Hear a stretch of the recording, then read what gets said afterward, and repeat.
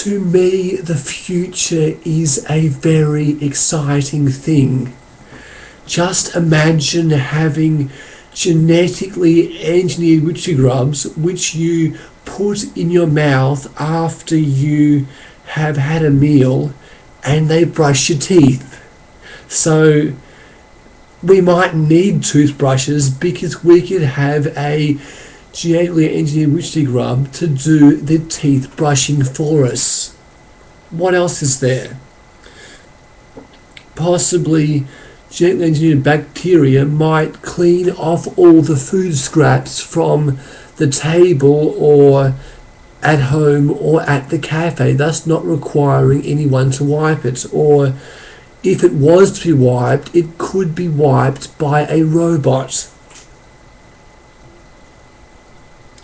In shops, there will be no need for any staff, so it'll be quite different. So I suppose there was a transition away from manufacturing jobs at the end of the Industrial Revolution, and now there will be a move away from jobs in shops to jobs in the information economy.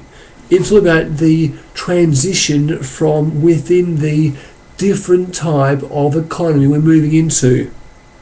So we go into a shop and the surveillance from the shop recognise when we add clothes or food or whatever to a shopping cart, and then updates these changes onto our phone. So then at the end of shopping we just press a button for pay, and the pay button which might appear on the touch screen of a smartphone, and then the order has been paid, we just leave the shop. So I suppose we no need for any queuing up in or any area for checkout in shops, because be done from where we are from within the shop. There also will be out the front of shops there will also be lots of solar cells, but also as well there'll be lots of digital signs which I suppose will be interactive, and which hopefully may even be 3D. I think that the term might be is it called something like auto stereoscopic? I'm not sure, but I'm saying it's about trying to have 3D video or 3D advertisements which don't require the need for special fancy 3D viewing glass. I suppose the image is merely laid on the screen and our eyes stretch it out, but there is no need for fancy glasses, because they would be too much of a pain. I can't see at home 3D TV taking off, because if you have a friend over to watch a football game or to watch a movie, they have to also have their own glasses too. Depends, I suppose, having to put on your glasses just to watch the news. And so 3D TV may take off advertisements, but they may have to work to also reduce the eye strain, because if you get eye strain from watching a movie, it may detract from the experience.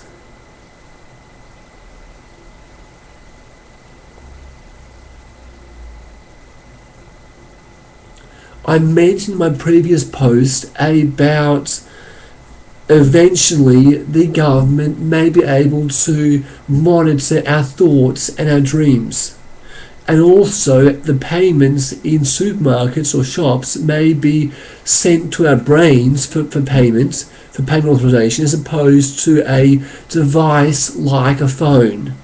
So there is presently research done by the DoD to encode sensory information to the cortex via pulsed ultrasound. I feel that all new technologies often follow a progression to new and more improved and beneficial application. I can see an application of this, I suppose, being the downloading of information to our brains remotely via the system, in a similar way to how a telephone tower communicates with a cell phone.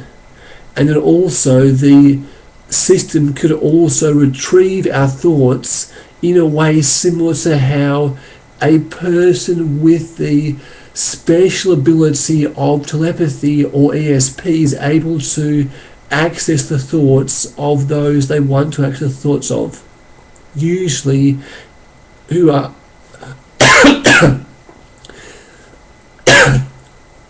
this is usually of those who are in the immediate vicinity, but it can also be done remotely too. So this sort of system could be a much improved version of pre-crime as outlined in the film Minority Report. Obviously important to have precogs and those with the special ability of remotely accessing things to work to verify and back up what the system is saying, and also the use of an global autonomous surveillance and response system will also be a good idea too. It's important to have lots of redundant systems, so I suppose that if there is a problem with one, or in the worst case scenario, if one is corrupted, the others may be able to correct the mistake. And I suppose if they were all corrupted, we're fucked. So I suppose it's important to think about the ethics now and put certain legal systems in place now, so that when they're introduced, they can be introduced right, because if they were to become corrupted, it may be hard to ferret out the corruption. It's important to, I feel as though it's good the way the UN has a maximum of 8 years per president, which is a good way to, I feel that democracy is the only way. And also with the United Nations having various countries on the Security Council and also having some of the seats being rotating is also a good way of ensuring security. And perhaps maybe that the best people to run the system may be the United Nations.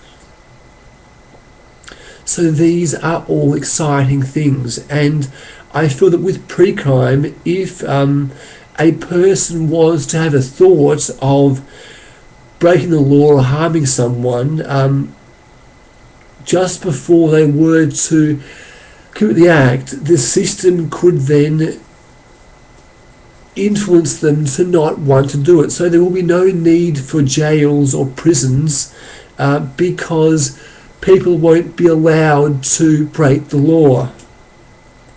The system will influence their thinking. So I suppose with the present system which is being researched now on encoding sensory information to the cortex, it also has a lot of work, I suppose, with those who have Parkinson's disease and possible epilepsy too, as a way to remove the Parkinsonian tremors. So I feel as though the system can adjust a person's motor behaviour to remove the shortcomings of their illness. So I feel as though this research has many useful applications for defence. And I suppose, as well as changing movement, I suppose it can also work to hopefully eventually change thoughts too, and motivations and intentions. And I feel as though it will be an important step whereby citizens can roam the streets or go for a late night walk at say 3 a.m. and feel in total ease because there's no way anyone can harm them. They feel completely at ease because of the surveillance from the government, also their belief that the government will not allow anyone to create crime, to commit crime. So terrorism would be a thing of the distant past. So too would crime. So people would never steal from their employer, or would never, there'd be no domestic violence, no child abuse, no rape, no violent crime, because it wouldn't be allowed, it wouldn't be possible. This may be some time off, but I feel as though, especially after the technological singularity hits, which may be in 10 years or 20 or 30 years, I feel as though, because artificial intelligence will be so advanced that humans will be, that computers will be able to improve both their software and hardware. I feel as though they will become very capable and will be able to create this system for our benefit, for our safety.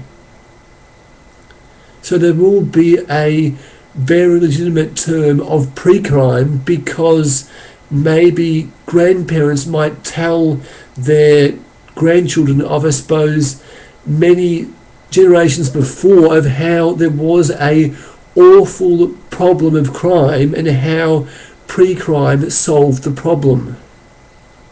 It's all about having the government work to help us, and with enough brain power, with the right people working in the best teams, we can work to make our world a better place. That's, I suppose, by upgrading technology, and also on putting in place the required legal framework to ensure that the system will never become corruptible. Groovy. The future is bright, and it's coming to us soon. Groovy.